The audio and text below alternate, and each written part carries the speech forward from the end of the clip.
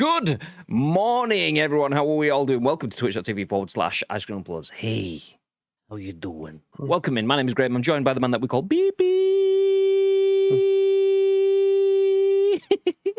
I thought to myself. Thank God for Discord. I was about to say, I thought to myself, the reason I started chuckling is I'm going to be sat there just on baby screaming with my mouth just like open.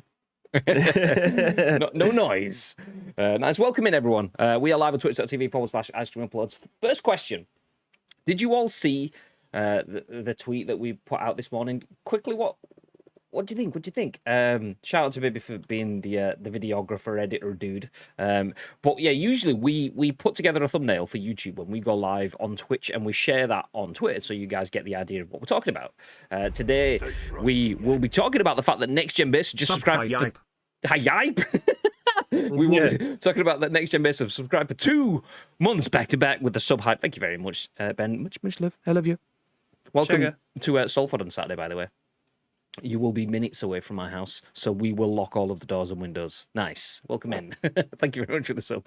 Yeah, anyway, when we go live, we usually post out our thumbnail, but obviously we kind of rush through all of that because we have to get the thumbnail out before we go live on Twitch, and that usually starts at 10 a.m.-ish, but obviously we've got work stuff, so it's always not 10 a.m. So anyway, we rush that sort of stuff together, which means that it's fine for Twitch, for Twitter, but then when you're posting on Facebook, video tends to do better, and when you're posting on Instagram, it's not square. We have to squash it down and we fit it in. So long story short, we have changed to put some additional sort of content out. So if I put this on the screen for you guys, this is the video that we post out. You can see it's got a square in the middle, and that is a design choice because that's what you will see on Instagram in the feed, and then you hit play and it goes through. Good morning to this guy. Yeah, you know that's me. You know.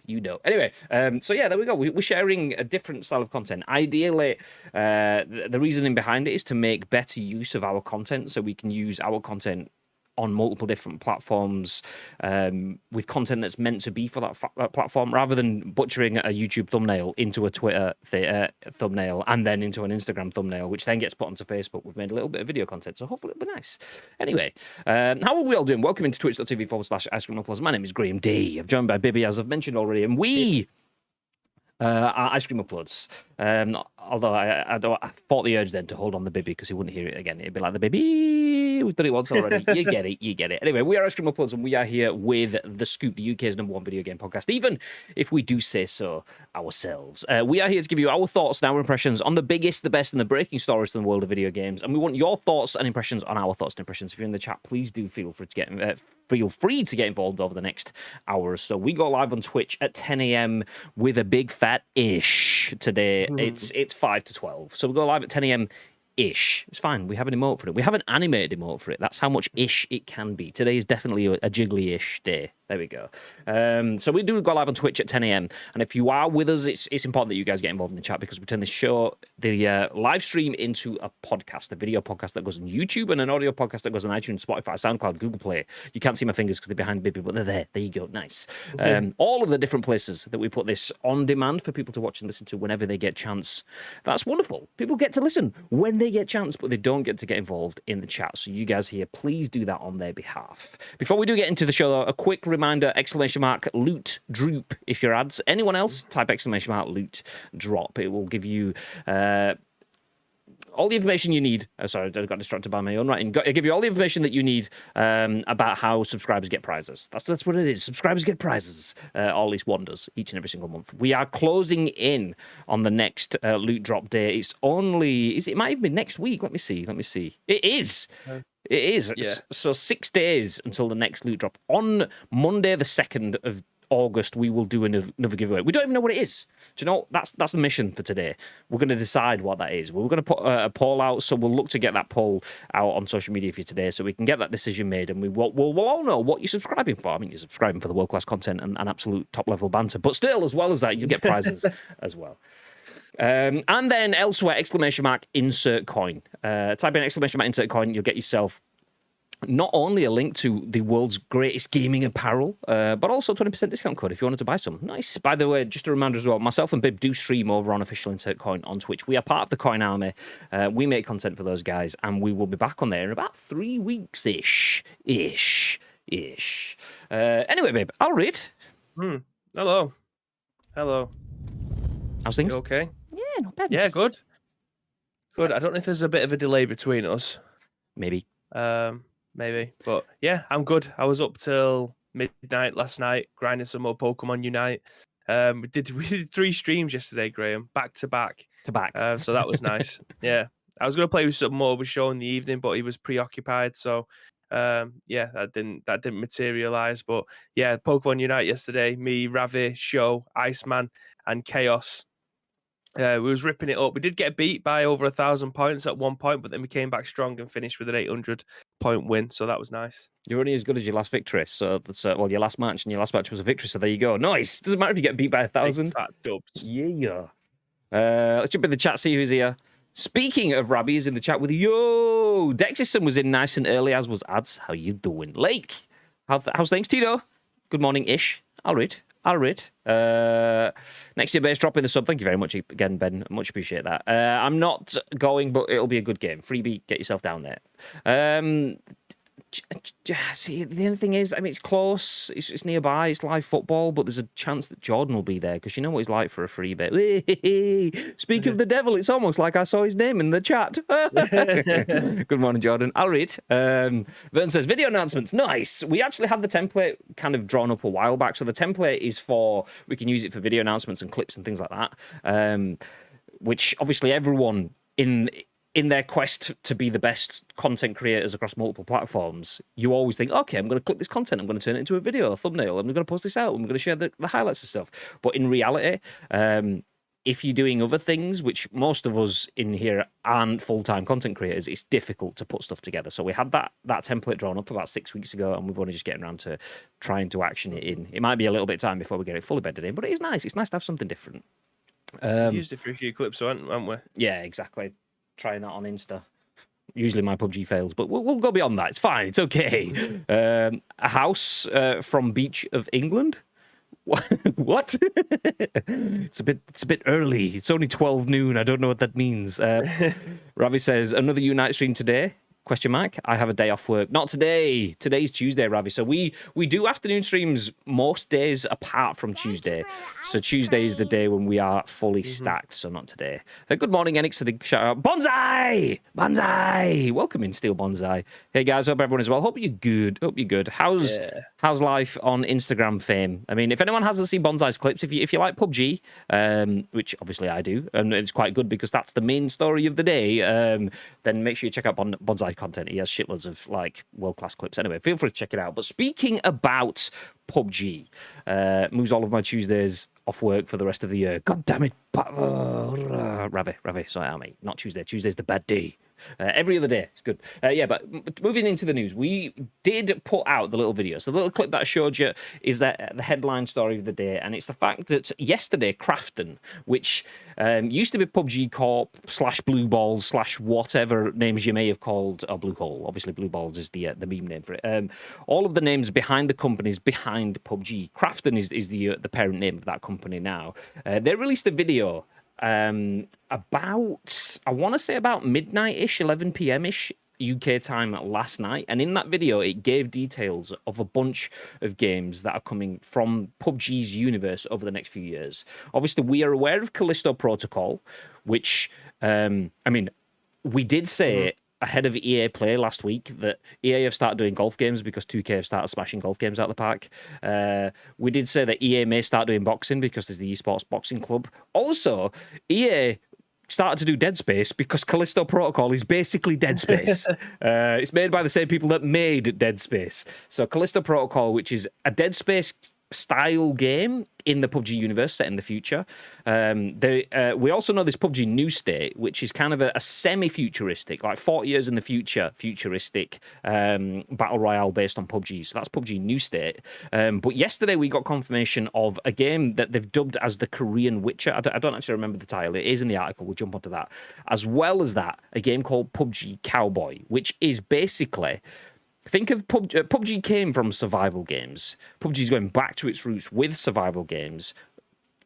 Essentially, DayZ meets Red Dead. That's the simplest way that I've categorized it. That's probably too simplistic, but we'll go over that as we go through the article. Then we will jump onto other stories talking about FIFA 23 will be free to play. So not FIFA 22, the one after. Gears of War Studio shows off an Unreal Engine 5 demo. That I am particularly excited about because Unreal Engine 5, what we've seen for it, is shit hot. So now getting to see how that actually works in a game, because the Lumen in the Land of Nanite demo was basically the engine tuned up to its max. Seeing it in a live environment might be different, so we do get to see that. Then following that, we'll have some information on over 1,000 Activision Blizzard employees have signed a letter criticising its response to a lawsuit. Basically, fuck you guys. And then finally, Mortal Kombat 11 has reached a massive milestone in terms of numbers of copies sold. So we'll jump into those as we go. But first of all, Bib, as a man that's kind of a recent convert back into the world of PUBG, it only took me 24 months, but we got you there. Would you like to get further into the universe? How about a PUBG survival game? I think that will be the perfect time for me to get back into the PUBG universe fully and invest all of my time. Well, good news. ASHISH JHA, I think that's pronounced. I can't actually see the title of the website because it's so small on this screen preview. But EG, is it Esports Gaming News? I'll confirm exactly which website it's on afterwards. But anyway, the title says Krafton set to launch action-packed games by 2022. Callisto Protocol, the Korean Witcher, and PUBG Cowboy. This is Callisto Protocol, by the way, in the header image. Already a little bit, you need some cream for that, mate. Anyway, Krafton is set to launch 3 more action-packed games by 2022. Callisto Protocol, Korean Witcher, and PUBG Cowboy. Krafton, a South Korean publisher, held a press conference where they revealed more information about their upcoming releases. Krafton is working on a number of projects. Most of them are PUBG-related, but there are also other games in the works, such as the Callisto Protocol, PUBG Cowboy, and Korean Witcher. After the immense success of the PUBG universe, Krafton wants to expand way beyond just Battle Royale. Excuse me. In a roadmap released by Krafton, the company is planning to launch a role-playing horror game, Callisto Protocol, and a game based on the 2003 novel A Bird That Drinks Tears, which is the Korean Witcher that they keep talking about. That's the actual, the base of it. Korean Witcher is just how it has been dubbed. We don't know if it's going to be called A Bird That Drinks Tears or something else, but yeah, that's just me reading, jumping out between the lines, by the way. Anyway, here is a summary of all planned projects by Krafton set to launch before 2022. So Callisto Protocol, a role-playing horror game. I'll hit play on the trailer while we're in it. So we have seen this before. This is from Striking Distance Studios, which is part of Krafton, led by Glenn Schofield, who came from the team that made Dead Space. Anyway, the Callisto Protocol is a third-person survival horror game that is set to be released in 2022. Striking Distance Studios, which was founded by Glenn Schofield, co-creator of the Dead Space series, is working on the game. The world of the Callisto Protocol is really tied to the PUBG universe, as Striking Distance is a subsidiary of Krafton. The trouble is, the Callisto Protocol story takes place. I'm going to say that should be takes place. The Callisto Protocol story takes place in the year 2320, which is around 300 years after the events of PUBG. The story takes place on an off-world colony named Black Iron, which is stationed on Callisto, one of Jupiter's moons. Due to the low levels of radiation, it seemed suitable for the human race to settle there and colonize. It's about to get interesting in this trailer. Do you know what? If you want to see the rest of it, we can put the link to the article, but that's it for now. Hey, Scary Creature. Nope. Moving ahead to Korean Witcher, which is based on a 2003 Korean novel. Korean Witcher, temporary name, obviously, is a video game project based on the popular Korean fantasy novel The Bird That Drinks Tears, with the goal of expanding into a wider multimedia brand, according to Krafton, the studio behind PUBG. Following a press conference report, we received some new information about this project, which remains a mystery. However, it is certain that the game will be based on the Korean fantasy novel A Bird That Drinks Tears, which was published in 2003. Dubbed. Just want to stop there for just a second. So that says Korean Witcher. The reason it says Korean Witcher, I did watch this video last night. It was like an 18-minute video. The reason they say that, actually, Player IGN kind of touches on it. Announces a game that revealed, inspired by Korean fantasy novel The Bird That Drinks Tears. Like with the Witcher series specifically, Krafton wants to expand this game into other forms of media like film and comics via Krafton. Okay, it doesn't really touch on it there. But basically, The Witcher was a story that was very big in Poland, and what's the word I'm looking for? They wanted something that give much more of a deeper narrative, and that's what basically the whole thinking behind The Witcher, and that's what they're trying to do with A Bird That Drinks Tears, which is where the Korean Witcher comes from. It's not actually linked to Witcher at all. That was just the example that they gave of how a game that has huge narrative and emotive storyline for a local audience can be built into a larger global game, and that was the reason for it. So that's where the Witcher bit comes in. Anyway, jumping ahead, PUBG Cowboy. Obviously, there you go. That's pretty much Toy Story confirmed in PUBG. That's what it looks like anyway. Buzz and Woody. So with the teased, it's more like Woody and Jesse. Anyway, with the teased Project Cowboy, Krafton is building on another PUBG spin-off. This game is set to launch by the end of 2022, and the fact that this is on the way has been confirmed by Krafton, which is really significant. PUBG and PUBG Mobile have already been hugely successful. The gamer's common wish led to the creation of Project Cowboy. This was originally conceived as a PUBG custom game. Project Cowboy was a game set in Miramar that solely used firearms from the Wild West. Pistols, bolt-action rifles, knives, bows, and arrows, all are possibilities. Players could only use pistols and Winchester 94's firearms in the PUBG edition. However, the other weapons may be available in the actual Project Cowboy game. Anyway, so that's it. That's the summary. We have the Callisto Protocol, the Dead Space alike. We have A Bird That Drinks Tears, the Witcher alike, and PUBG Cowboy, which is the Red Dead / DayZ alike. PUBG is very much alike from the sounds of things today, but with lots of content coming. That's actually massive. PUBG's gone from being and not kicking the boot in, just being a little bit honest, being a little bit stale for content over the last 6 months or so. Potentially a reason for. Caused by the pandemic, potentially, but there's shitloads more coming on the pipeline. Bib, what are your thoughts? Well, there's obviously a few all of the games pop out to me here as something that I would absolutely love to jump into, but I need to know more about the PUBG Cowboy stuff, because in this here, when we were speaking about it this morning, we thought it might have been an open world Red Dead-ish type game, but the way that they've explained it is kind of like it's a PUBG set in Miramar, and it's still a battle royale game, but you cowboys instead, so you won't be having any assault rifles. It'll just be like Winchesters and stuff like that.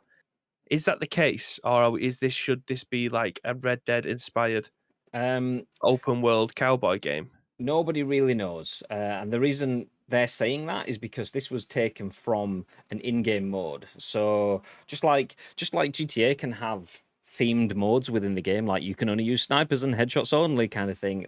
There was a limited time mode within the game that was Wild West, so you only had those sort of weapons. So it doesn't confirm that is what it's going to be, but I will put this link into the chat.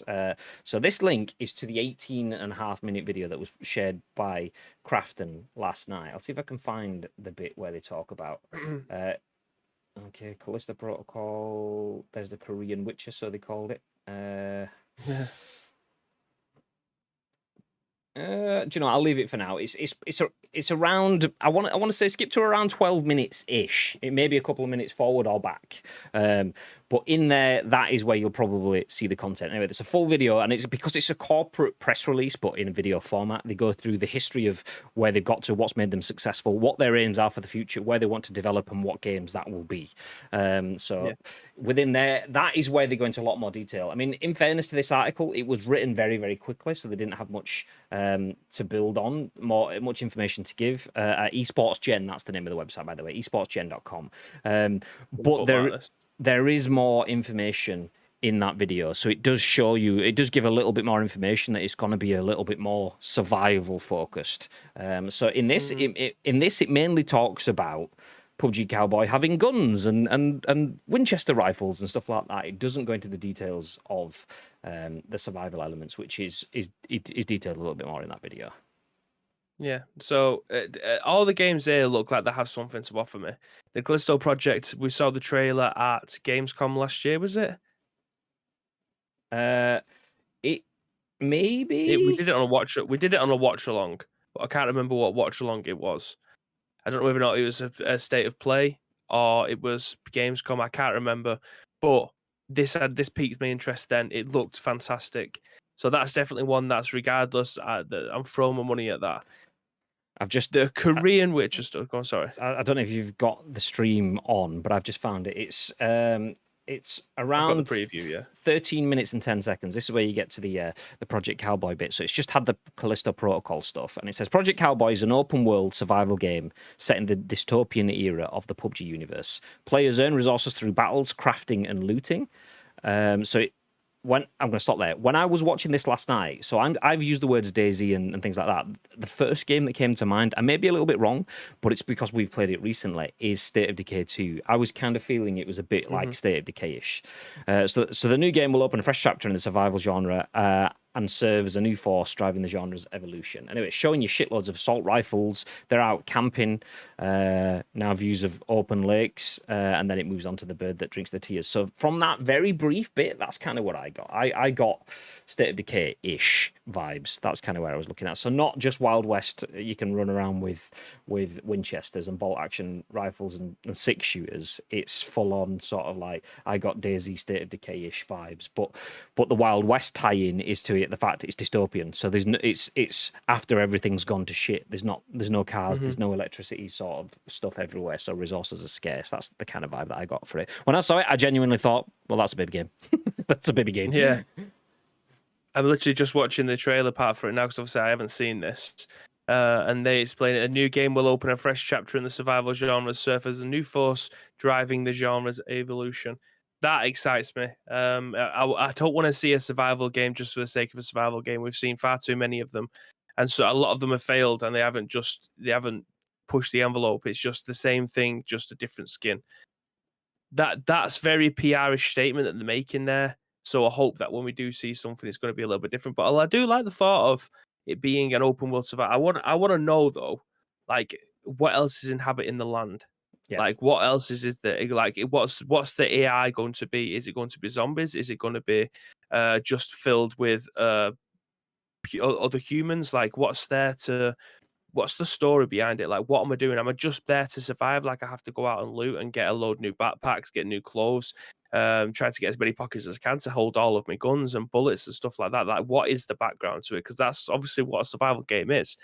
It's not just the sake of 100 people on a map and the last one there wins. That's a completely different genre of game. So I'm interested to see what they do with this, but I like what's happening with a lot of these games. Like despite me not playing it as much, I do like PUBG now. We're playing it on PS5. It works and runs a hell of a lot better than it ever did on my PlayStation, my base PlayStation 4. I never had a PS4 Pro, so it runs so much better on it, and I'm enjoying it a lot more. The gunplay is by far one of the best that there is out there in first or third person shooters. It's just everything about it's decent.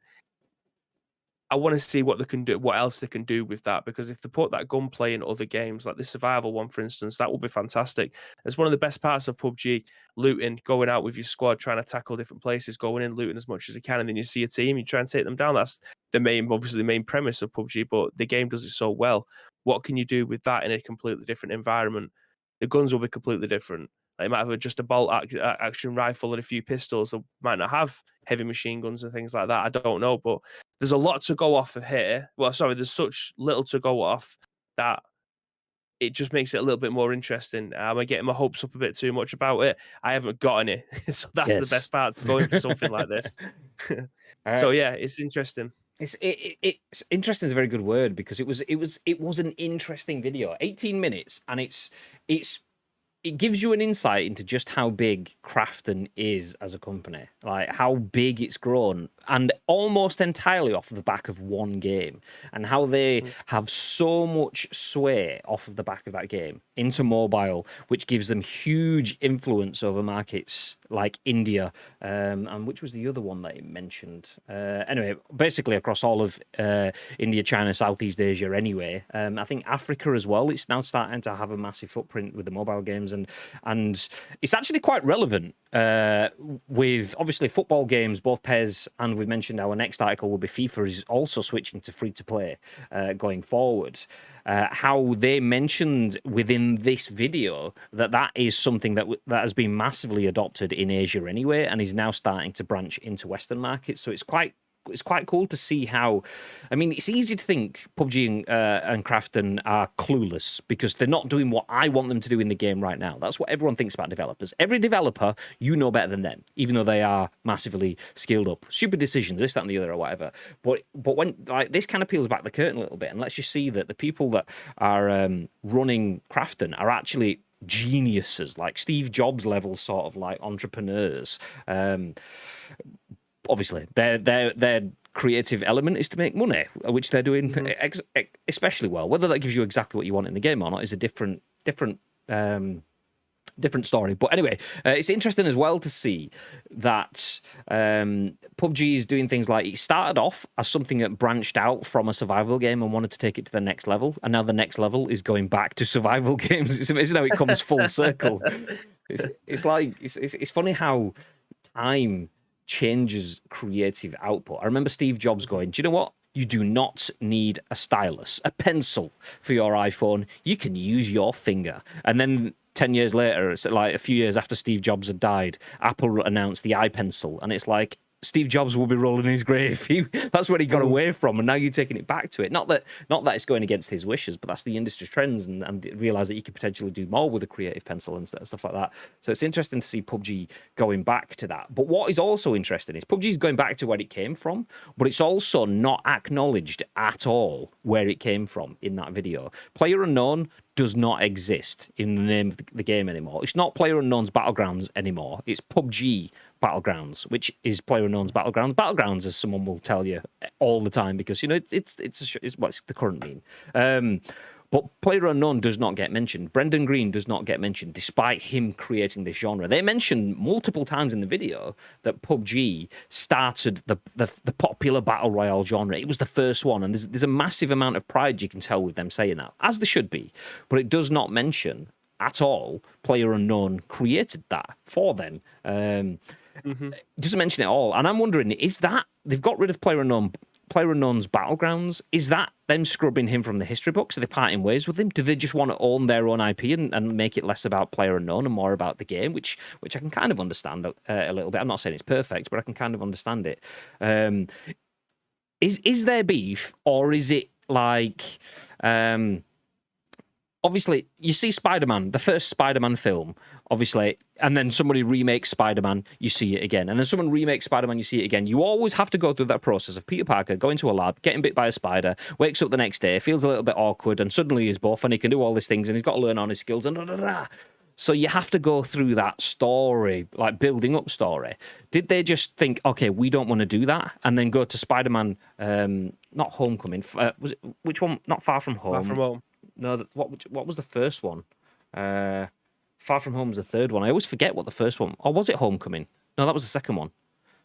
Anyway, whatever. The first Tom Holland Spider-Man film, they didn't build the story. He just had the powers already because they thought everyone knows the story. Homecoming was the... was it the first one? So what was the third one? Oh, no, the third one's not out yet, is it? The third one, yeah, it's called No Way Home. No Way Home. The second one's Far From Home. And I knew they all have home in it, but I always forget. Yeah. I thought Homecoming was the second one. But actually, no, that was the first. Yeah, okay, yeah, you're right. Anyway, Homecoming didn't do that. Spider-Man just had his powers. They realised that nobody wants to see Bruce Wayne's parents get shot in an alleyway. Nobody wants to see Peter Parker get bitten by a spider because we've seen it again and again and again. So when it came to Homecoming, they just went, okay, he's been bitten by a spider and he's got superpowers. You understand? You're watching the 20th film in a fucking cinematic universe where people have got superpowers. You just accept that shit now. So yeah, using that as the analogy, is this just them going, okay, well, you understand where PUBG came from. We don't need to hammer that story again. Or is this a case of, oh yeah, I don't know what the PlayerUnknown is. It's just the PUBG. So that's another reason why it's interesting. Going back to its roots, but ignoring its roots. What's the reasoning for it? I would like to know. It's like when a certain Japanese publisher removed the name of the creator from a well-loved stealth series. Do you know what? Genuinely, that came to mind. Obviously, I was going to leave that to the side. But yes, I agree. It's similar sort of thing for that. That's the thing, is it? Because obviously we never had publicly confirmed reasoning for that. Is it the same as that? Let's assume that was like to to bin him off or whatever. Is it that or is it not that? And that's the interesting bit. We didn't know then with that, and we don't know with this. Is this erasing the history of Brendan Green, player unknown, so it becomes their game, or is this just okay, we're just streamlining it and you know it, we don't need to mention it? So it's interesting in that sort of sense. The difference is Brendan Green still works at Krafton. He heads up special projects in Amsterdam, and we last saw him about maybe not 18 months, maybe more like 12. No, it could be 18 months, working on Prologue, which was that. We've had 1 30-second game. Prologue isn't even mentioned in this, by the way.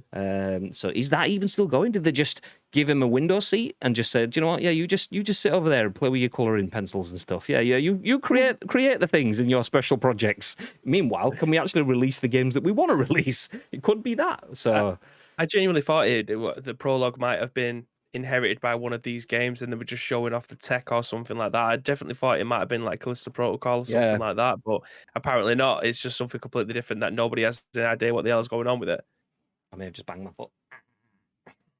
Yikes. No, I agree. I thought when we first saw Callisto Protocol, so Prologue, all we saw was a 30-second-ish video that they tweeted out / posted out, and it was like a fixed camera in a forest, and you got to see like dark wind, rain, like at night weather effects, and then the camera suddenly started turning around as if it was a person, and then it went off. That was it. And then you see Callisto Protocol, which is a dark, atmospheric game. I thought, okay, maybe that is that, but they did not mention Prologue when they did Callisto Protocol at all, which then makes me think, okay, well, you'd have kind of mentioned it at that point in time, so they haven't. Has that been shelved? Are they still just quietly developing that and they don't have anything to announce? Maybe that's a 2023, 2024 game rather than a 2022 game, so they've just shut up about it for now. But yeah, interesting.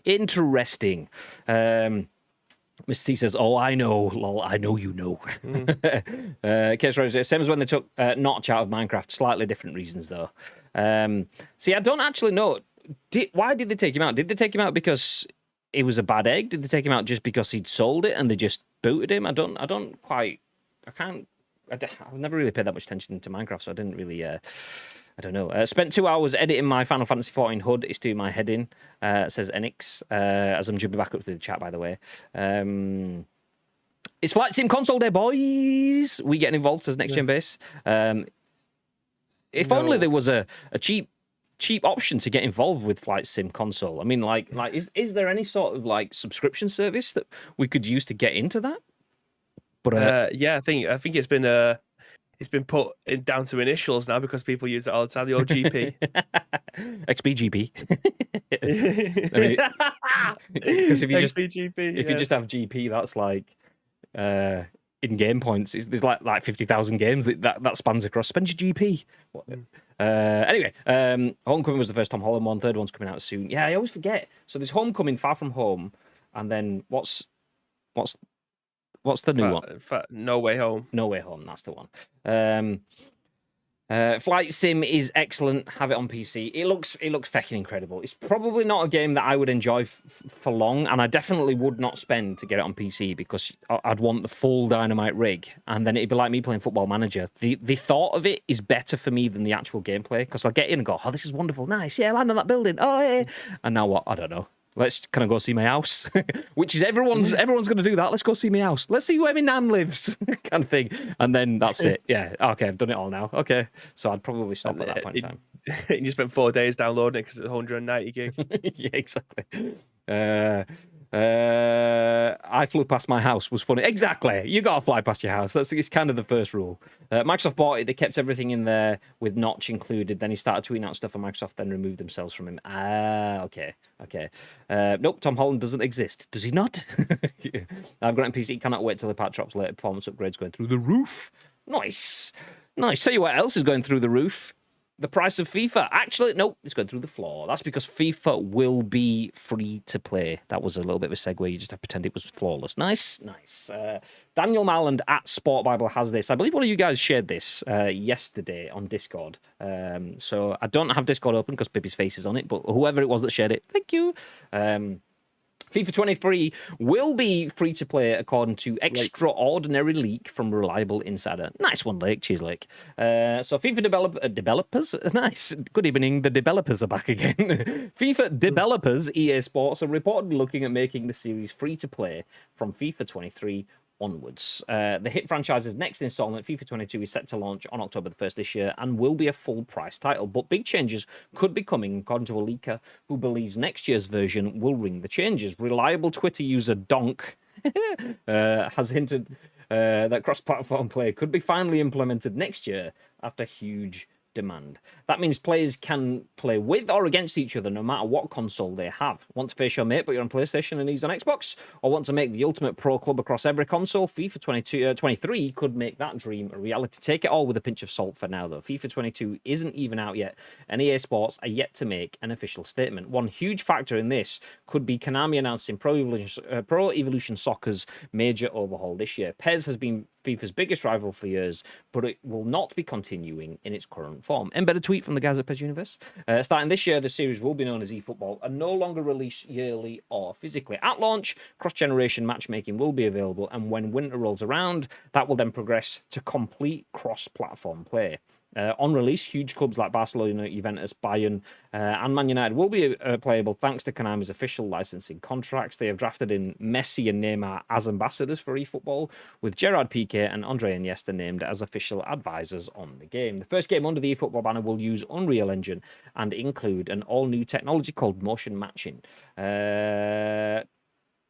Okay, well, meanwhile, FIFA has promised new features for fans while Create a Club has already been confirmed. What do you think about football games going free to play? Question mark. Do you know what? Usually, I don't like the way that articles finish. Often, and this is...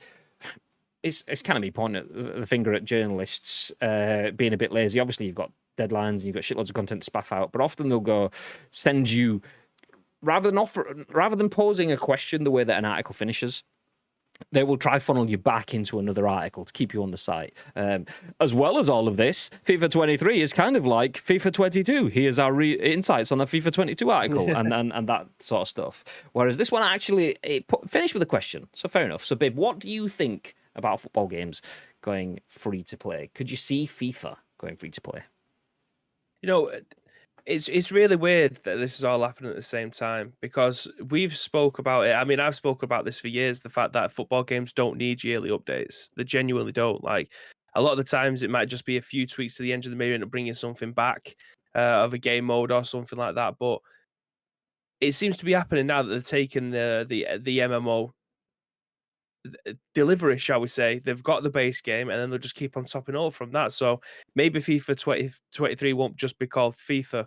It might just be called it might not be called FIFA 23. It might just be called FIFA Football or EA Sports FIFA, and then they just keep on topping it over from there. But the free to play stuff, like FIFA, make money hand over fist. They're just removing that £60 barrier for people to be able to go in and play the game.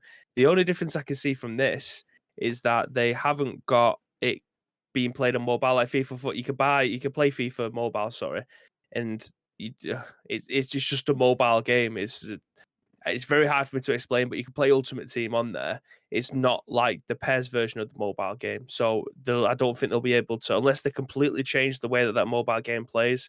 They won't obviously be able to do that, but yeah. I don't see these as being bad things. I genuinely don't. Again, I'll say it again for what we mentioned last time.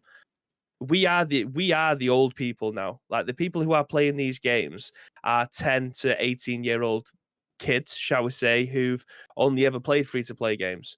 Like Fortnite, for biggest free-to-play game, any mobile game free-to-play. The games that they're playing nowadays are pretty much free-to-play, and we're the fossils that have been around since, well, for me, the 90s, early 90s, playing video games and playing ISS on either my Mega Drive or my SNES or whatever it is that I've been playing these video games for. We are the old school now. We aren't the new school. So they're always trying to find ways to develop, whether or not, like, Vine died. They've now got TikTok. TikTok's one of the biggest platforms out there. Do I use it? No, because I'm 30 years old and I just don't use it. It's just not in my social media usage.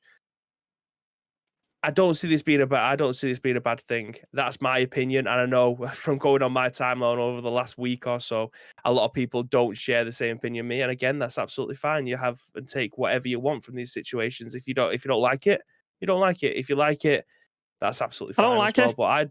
But I don't see this being a bad thing. Like, I don't even need to ask for forgiveness because it's my opinion. Fuck you guys.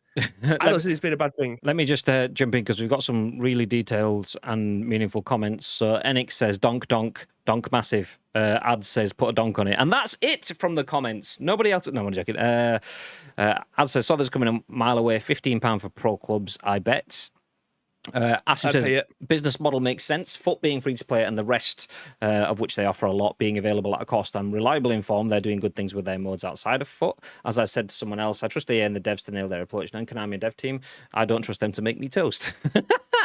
Next year base says, oh, scrolling. Perfect description of Flight Sim. I read this while Bibby was talking. Perfect description of Flight Sim was in the comments on Eurogamer's review. Quote, it's a perfect Game Pass game. I'll play it once, show the wife the graphics, she won't care, crash it into my house and uninstall. Fucking amazing. Absolutely amazing. I'm so hyped for eFootball, I can't help it. Nice. Vern says, free-to-play is a great thing. Great games companies know they'll make a shit ton of money from microtransactions. Only issue I have is when games are dumbed down to meet cross-platform. See, do you know what, that video that I posted about PUBG was actually... it was quite interesting to see that because they're talking about their next mobile game is PUBG New State. So PUBG Mobile is for all intents and purposes, it's PUBG. It's pretty much the same game. Obviously, it's dumbed down a little to meet mobile, but as someone that's a PUBG purist, you will see that they've pretty much got the entire game within there. But they're talking about free-to-play New State and how they can push mobile gaming forward.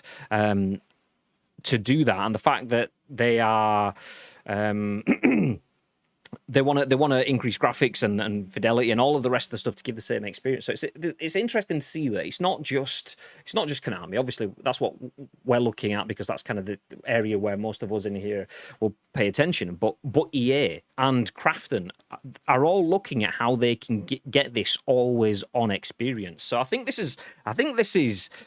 Not that it's a non-issue, it's definitely an issue, but I think it's an issue that it's good that we're all focusing on it, like universally, across verticals. So games, whether they are or not, I will not say that they are being dumbed down to mobile, because obviously we've not seen FIFA. We don't know if it is coming to mobile. We've not seen PES. We don't know how it will work kind of thing.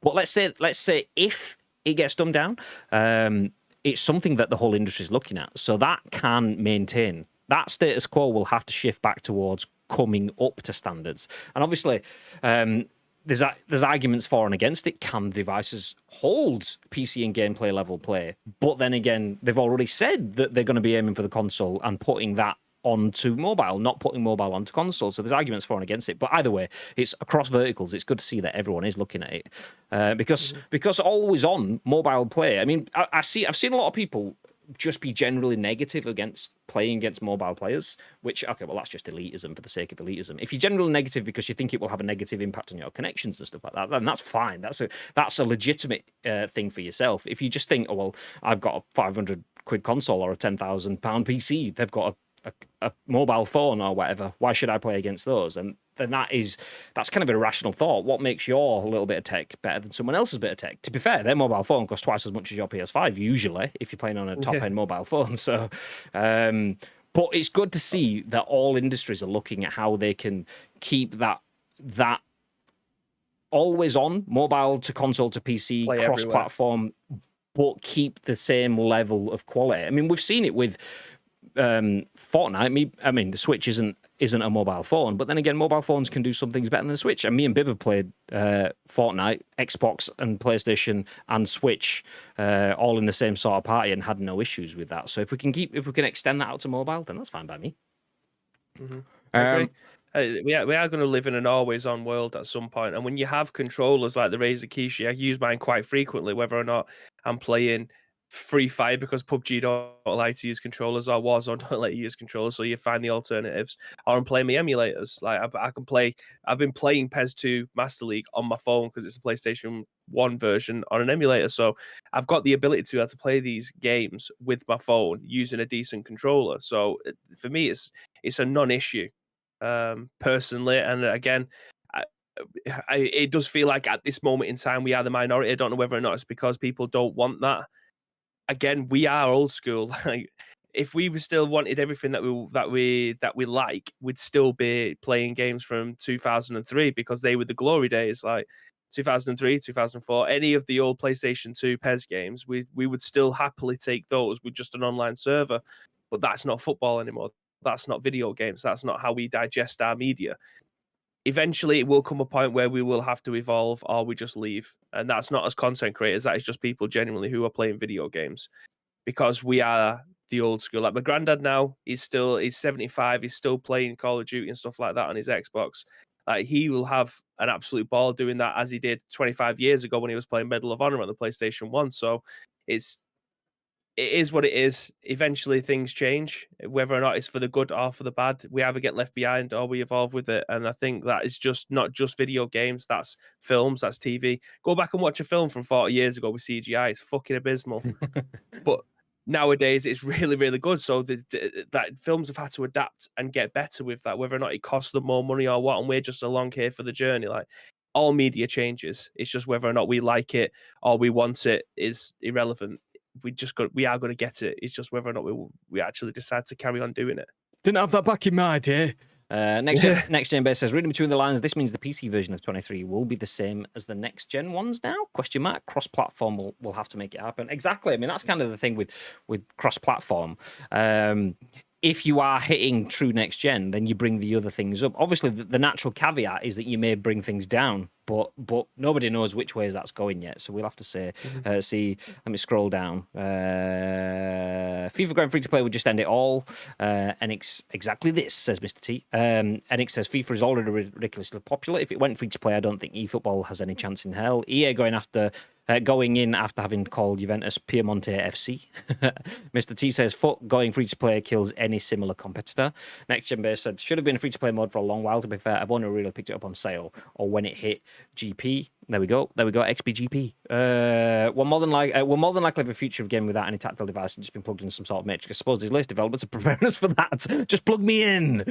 I mean, that's kind of it though. Like, do you know what? What I'm happy seeing with all of this, obviously there's lots of nuances in terms of where you can be happy, you might not be happy or whatever, is when was the last time a significant change in terms of like massive, monumental, tectonic shift? When did PES do that before FIFA? Last time. So obviously Ultimate Team was around for a few years, and then my club kind of jumped in and stuff like that. It's nice to see things happening first. As much as we kind of might be a bit like, oh, I'm not sure, there's potential issues, and there is potential issues, obviously, be that connections, be that gameplay, be that payment systems and whatever. I mean, those kind of issues are kind of always there anyway, but naturally, there could be issues there. But it's nice to see that sort of stuff happening first. From a PES sort of side, because FIFA does everything first. For women in games, FIFA. Like fucking full leagues, lockdown, FIFA. Ultimate Teams, FIFA. So nice to see PES getting in first. Anyway, we'll put a pin in this conversation now, because I know we could all talk about this for weeks. Let me just get through the chat and then move on. Foot revenue going free to play and revenue from selling modes separately. Amazing. My mobile costs £12. Using a Nokia 3310. To be fair, I bet 3310s are more than £12 now. It's like buying a SNES. I bet there'd be a full-on mega prices. I think the issue is the game will naturally have to be dumbed down for mobile. That's just the way it is. You can't play PS5 versus mobile and have the top-end next-gen experience, which Konami promised. I will debate that till the cows come. Absolutely. There's no reason why you shouldn't either. I'm genuinely not saying that this is a bad that this is the case. Like, for all we know, and this is just based on information that people have got, and that's all they have, and whether or not they like it or not. But genuinely, it could just be that there's a filter there. You boop, and then you're just playing against PS5 for people. You might have to be waiting 10 years because no one's got a fucking PlayStation 5 for a game, but you might just be a little filter. You just go boop, Or, and then you or can only play against PlayStation 5 versions, and then you'll play the best version of the game. Then everyone will be happy. Will they not? Is that all people are complaining about because they haven't got a next gen version of the game? no, God damn it. Yeah, I mean, there's those sort of options, and then obviously there's improvements within game engines. I mean, naturally there's a huge difference between what your PS5 can deliver in terms of gameplay physics, the amount of calculations, versus what a PC could deliver versus what a mobile phone could deliver. 100% there's differences there. But obviously advancements within engines as well and technology does allow for greater, what's the word I'm looking for? Let's just say simplification of processes, which would, I mean, that stuff might not necessarily be removed, but it might be inconsequential. But then again, it might be. So obviously that's where the debate comes from, which is, like I say, absolutely debate till the cows come home, because until we actually get to try it, there will be something there that is different from one console to a mobile phone. But it's how that meshes together. It could be horrendous, and it could actually be, do you know what? That could be decent. But until we try it, just guesswork. If mobile was in the I'd love to do 2v2 on a train again, Graham. That'll be amazing. If I got the option to do it. Yeah, let's go to Resonate Gaming Festival rather than just melting people in PUBG Mobile. We'll come back and fucking let's go, baby. But I get that I want something different from most people, and whether or not people like that opinion, genuinely, I couldn't care less. Like, what I want from a video game is completely different from what people want. And if I've got the opportunity to be able to play it anywhere I want, regardless of who I'm playing against, whether or not I can just, again, click a filter and mobile versus mobile, I'm playing 2v2 with my mates, wherever, whenever, I am happy with that. But I get that people don't want that. So it's just, it is what it is. Where did we get to? I've got comments saying I can't see where the original one from Mr. T was. Okay, let me see thread. I think the issue is the game will naturally have to be dumbed down. No, actually, every single this GIF in history, exactly that. Nothing to do with age, to be honest. See, I wouldn't say it's nothing to do with age. I'd say age is definitely a factor in it. Changing tastes is definitely an issue for a lot of people. A lot of people. There was a very good comment, and I can't remember which article I read it in, and it was basically the gist of. I said we were going to move off this, and we're still on this, by the way. It was a lot of the people that are complaining about PES, and this obviously isn't us because we play PES. A lot of the people that are complaining about PES going free to play weren't playing it anyway, and that is. Therein is the issue. These people going, oh, well, that's not PES, is it? I'm not going to play that. And it's like, yeah, but most of you aren't playing that because PES isn't selling as much as FIFA is. So by definition, by absolute sales data, there isn't as many people playing it. So PES to get FIFA numbers, not that that's the aim, but if that was the aim, something needs to change. So yeah, a lot of the people that are out there playing games that are not playing PES may respond to that sort of mechanic and stuff. Anyway, I'm gonna fast forward through the comments. I know. Vern just said, "Where does age come into wanting a next gen experience?" That's. I don't know whether or not I've misconstrued what I've said. It genuinely has nothing to do with the next gen experience. I'm genuinely saying the way that people digest games now are completely different. We are in the minority. Like, there's a lot of games now that are free to play, cross play. Rocket League being one of the biggest that there is out there. You can play that against anyone, anywhere, on any scaling device. Like, it genuinely doesn't matter. That's my point. That's what I'm saying. I'm not saying just because you're an old guy now, you're way older than me, Vern, don't worry about it. Just because you're older than me doesn't mean that you want something completely different. I'm just saying the way that people digest games now and what they've been brought up with over the last 8 years, who are now getting into their late teens, have been playing games completely differently. I'm not saying just because you're old you don't want a next gen experience. I'm just saying the way people have been brought up nowadays from 8 years ago have been able to play free to play games across all devices. Nothing to do with that. Yeah, it doesn't mean that younger kids want 10K and then their kids want 12K games. It's not that at all. It's what you are used to from a content perspective. The way that, whether that's next generational or not, you can have content across multiple generations. Generations are irrelevant. It's the way that we digest content that is the age bit. So the fact that something could look 8K, 120 FPS on your PC versus the mobile, that doesn't necessarily mean that next gen experience is locked into an age category. It's the way that the content within it, and generally that content does get badged onto the devices, which then tax onto the next gen experience. But those aren't mutually exclusive. So you can have old people that want high tech stuff. I mean, I'm an old man. I want high tech stuff. So they go, give me a next gen experience. But I also want older content styles. So yeah. The always on foot stuff, not so much for me. The Master League stuff, yeah, that's for me. But I also want my 4K, 8K next gen experience of superior processing and stuff. Anyway, if mobile was in the ecosystem plan from the off, don't promise a next gen experience. Just be honest and say what it will be. A mobile might be twice the price, but it simply doesn't have the computational power to calculate all day to run a football game to the same standard as a console and PC. And they did promise a next gen experience that would dazzle us.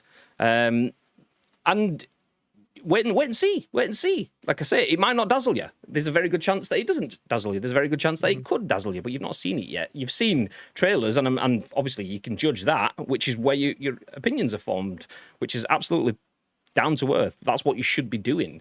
But yeah, just wait and see. If it doesn't then dazzle you, then play the other one. Nice. Calculating physics extra. Don't most devices have dedicated hardware to deal with physics? Unreal runs perfectly still on mobile. You will 100% bring things down PS5 in mobile. It's not possible. Even if it was, it's not. Like I said before, giving Konami history. I'll say the toast thing again 3 times. I think Asim's hungry. Can someone get him a piece of toast? But will Konami develop for Android and iOS or pitched lowest denominator? Androids are harder to optimize for, though. Didn't say it would dazzle us positively. Of course, always going to be harder when hardware specs are varied. Do you know what? Okay, I'm going to skip because there's lots of responding to comments in the chat, which makes it harder to read. They haven't dumbed down the controls. The performance test said key features missing, controls subject to change. You keep falling back on that. It's like a coffee cup saying contents may be hot. It's a standard blurb. Let's be honest, it's unlikely. Right stick switching, player runs, and team press are on the current PES mobile already. Unreal is extremely scalable, but you can't expect things like physics, AI, other calculations to be the same on a custom M2 processor, basic PC processor, and on a mobile processor. Exactly, and that's kind of what we're saying. No one's arguing that, so I don't get why we keep repeating this point. In terms of, there are ways that you can kind of fill in the gaps to an extent, and with technology going forward, the whole industry is looking at how they can plug those gaps. So we may get to the point sooner, hopefully, rather than later, that offset becomes irrelevant.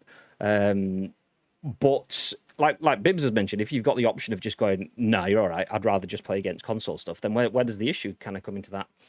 PES needs something to bring it back into the conversation. Most of my games I play are free to play, but I don't believe Konami can deliver on this. 15 years we've been waiting for something they overpromise and then deliver year and year. Sadly, hopefully, okay, I'm going to stop. I'm going to fast forward because now we just turned into a PES. We're talking about FIFA being free to play. It's all right, guys. It's all right. We got you. Okay, the main takeaway from the actual news story you're discussing is if FUT goes free to play, sure, big moves. History says they'll do what Konami are doing to do it better. It will overshadow whatever eFootball are doing. And it says FIFA goes free to play. Any convo where PES has tried to create with being cross-platform free to play just goes out the window. FIFA demolishes. I mean, that's the thing, though. Like that, it's history has shown that has been the case, but history has shown that FIFA does it first. So could this be something different? Obviously, you make up your own minds on that. Could this be something different? PES doesn't do it first. So the fact that they've got there first this time, is that a change in the waters? The fact that they have a system that's easier to develop on multiple platforms, does that offer something different? The fact that they aren't stuck into an annual release cycle that didn't allow them to leap forward consistently, they had to stop and branch off their content. Could this be a better way for them to work? I mean, obviously, all those questions are unanswerable. You have to choose and make up your own minds on that. And no doubt a lot of people are going to go, no, which is fine, because you're basing those off of your previous experiences. That's all you can do. But PES and, well, eFootball and Konami got there first this time, so they've never done that before. The history books have shown that they will always get trounced by FIFA. And numerically, that's probably likely. But then again, we were speaking about Krafton and 4 new games coming off of the back of one game that was just a mod of a different game. So anything is potentially possible in video games. Let's have a look at the next news. So, speaking about Unreal, as soon as we're talking about it, let's jump into this one.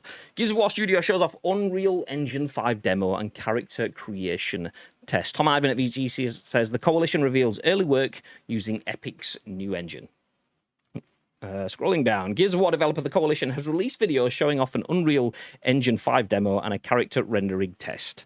Can you drop the link for this article into the chat, babe? Because I can. I'm assuming the videos are embedded tweets, which are not showing up in my stream. Nice. There we go. Yes, So here's new videos that we can't see. Great. So Alpha Point is the studio's first tech demo created entirely in Unreal Engine 5. Actually, could you drop the links to the tweets? I can open those up separately then, if they're there.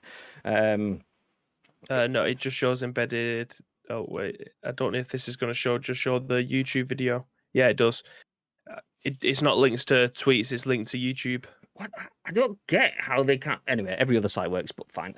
It was originally presented by the Coalition's technical director, Kate Rayner, and the technical art director, Colin Penty, at GDC 2021 last week, and you can watch the full session at the bottom of this page. Quote, with Gears 5 pushing graphics to all new heights with Unreal Engine 4 back in 2019, the team is looking to the future and demonstrated an early look at what's possible with Unreal Engine 5 on Xbox Series X and S, Microsoft said. The Coalition's GDC session also featured the following real-time character rendering test running on Xbox Series X. The studio said in May that it was preparing to transition to next-gen development using Unreal Engine 5, but that it wasn't planning to announce any new games in the near future. Quote, shifting to a new engine is a big undertaking. So we want to be clear that we will not be announcing any new projects or titles for some time, it said. It recently emerged that the LinkedIn profile of one of the Coalition levels designers claimed they'd been working on a new IP for 6 months, although the employer later removed that listing from their profile. In May, Epic Games revealed an Unreal Engine 5 tech demo called Valley of the Ancient. It also released an Unreal Engine 5 in early access, which developers can download from the Epic Games launcher. Okay, so I can't show you the videos because I can't get to them in this article. I can drop them in the chat. That's not a problem. The first one that I've dropped in is what the faces that they managed to render on Unreal 5. The second link is like a tech demo of ray tracing and things like that, and the gloss off of it.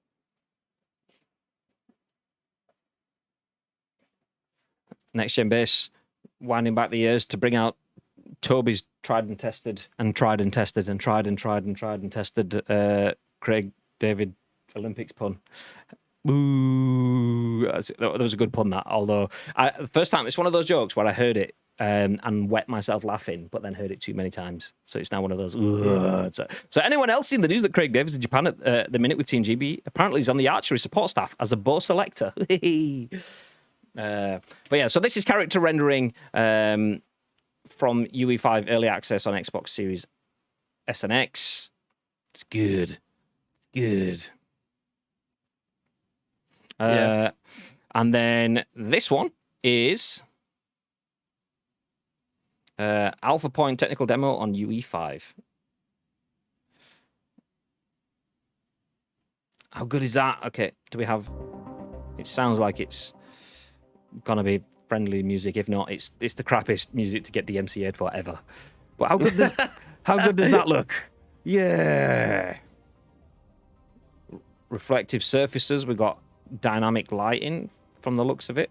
It looks very much like Lumen in the Land of Nanite, so I'm assuming they've gone, well, these graphics and textures and stuff work really well. So I would like to see how Unreal Engine 5 renders something that's not some sort of cave tomb thing, because we've seen this twice now.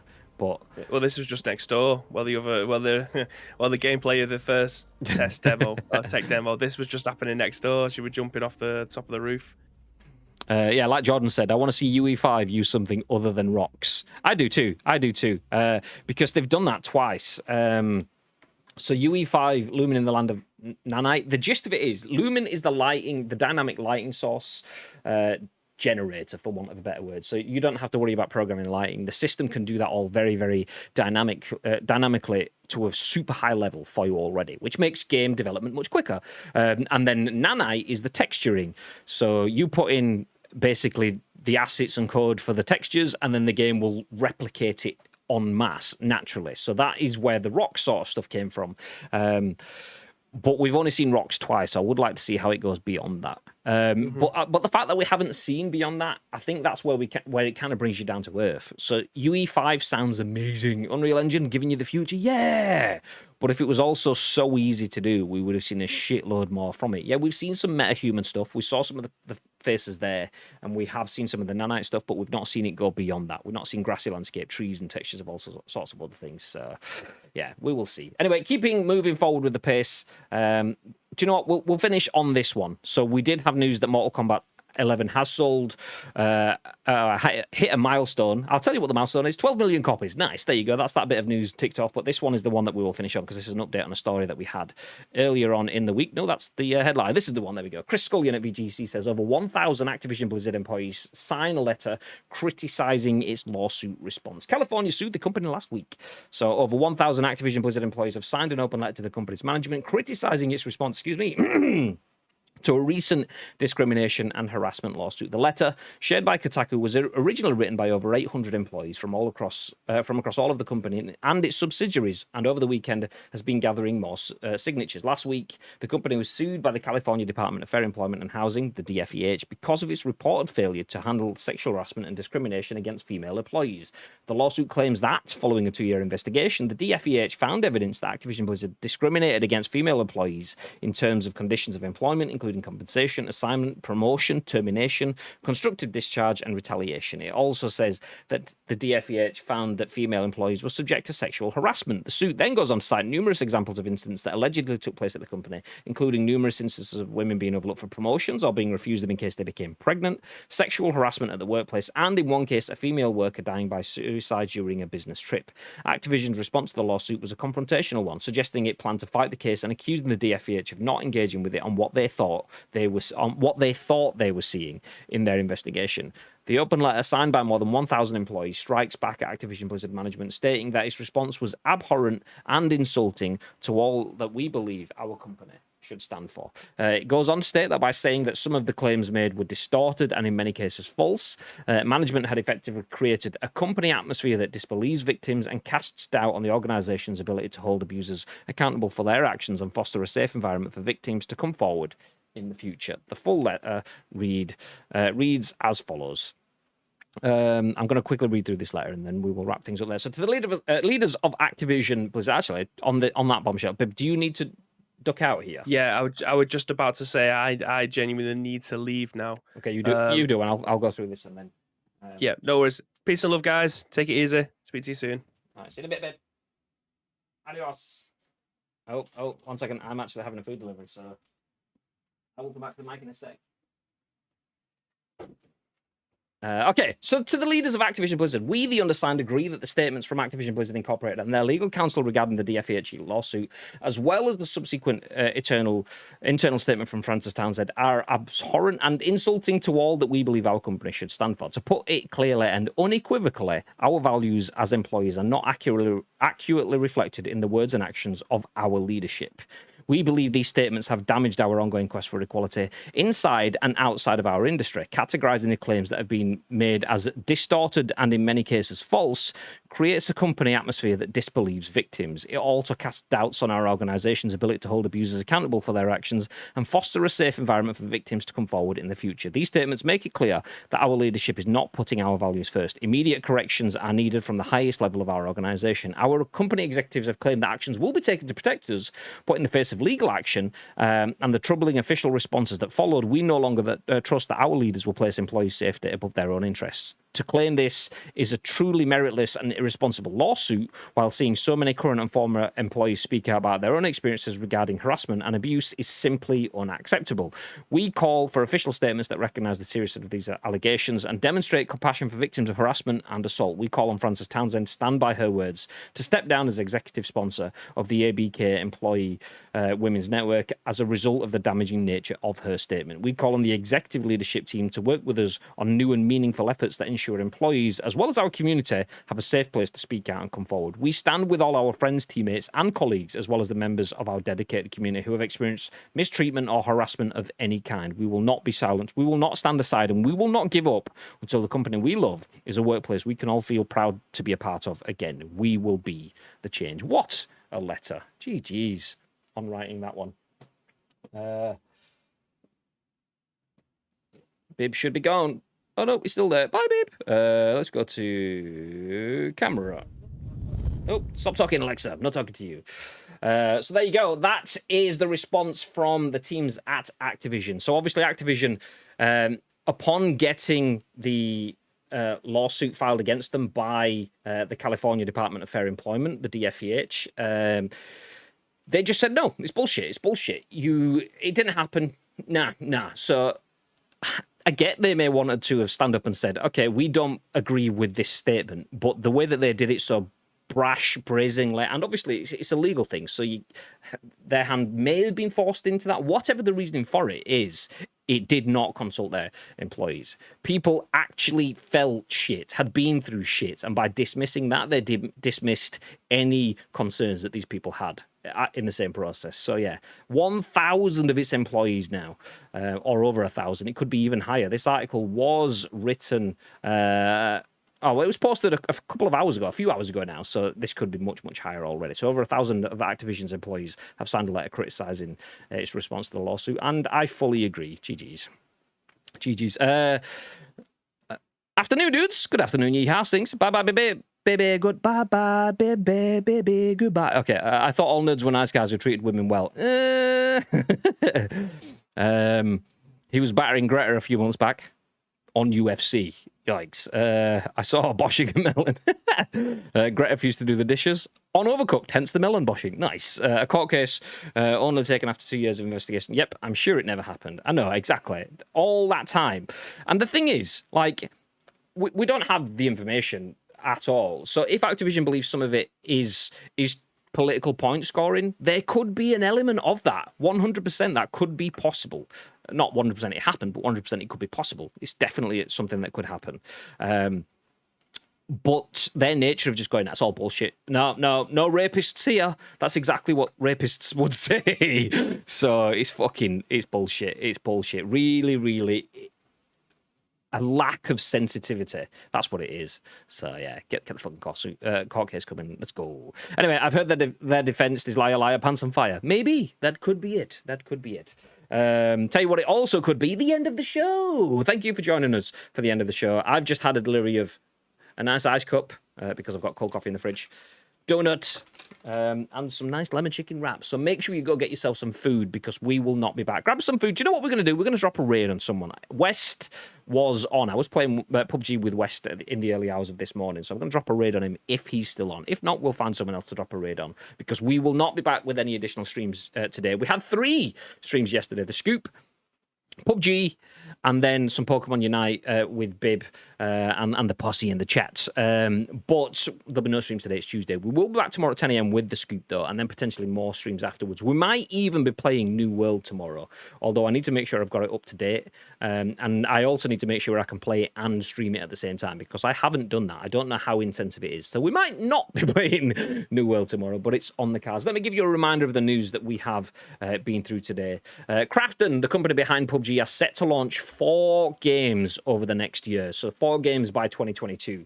Obviously, by 2022, could be up until the end of 2022. So could be the next couple of years. But 4 games, big stuff. FIFA 22. FIFA 23 even will be free to play, according to a leak from a reputable insider. Gears of War Studio shows off Unreal Engine 5's tech demo. We've had a look at some faces and some environments, and over 1,000 Activision Blizzard employees have signed a letter criticising its lawsuit response. That's the news for the day. Nice. Thank you very much for the conversations, particularly the PES and FIFA stuff. I love how heated it gets. Even we're not even talking about PES. And do you know what? Genuinely, I love those conversations because, like, a conversation where people get heated is a conversation where people give a shit. So, yeah, I appreciate you all coming back in for those conversations. There will be more, no doubt. So we will keep them coming. Tomorrow, maybe some bears, maybe not. Who knows? So only way to find out is to come back. If you are new to the channel, please do feel free to drop a follow. It doesn't cost you anything, and you do get notified when we go live. If you're not new to the channel, then you haven't followed it, then press it anyway, god damn it. Oh, you don't have to, but it's free. It's free. Do it. Go on. Anyway, if you do want to get involved, you want to help shape our show, as Bibby says, you can submit any stories that you find to us on Discord or on social media. ! Socials in the chat will give you a link to all our social media accounts. It's Ice Cream Uploads across the board, easy to find. ! Discord will give you a link to our Discord. Drop your links on there. All we need from you is a link to the story, your thoughts and opinions, and we'll give you our thoughts and our opinions the very next show, which will be at what time, Graham Day? Tomorrow. Well, Graham Day, it will be 10 a.m. Ish. Nice. There you go. That's how it would usually work if Baby's here, but it's not. So there you go. One-man show. Nice. We are going to disappear, though. Like I said, I'm going to drop a raid on someone. Stick around. You'll get some channel points, and you'll make someone's day by giving them a little bit of a raid. So, yeah, let's all be lovely people. Until then, have yourselves a fantastic day. Enjoy the remnants of the sun. The British summer looks like it might be over for now-ish, or finishing. Anyway, enjoy it, and I will see you then. Until then, stay frosty.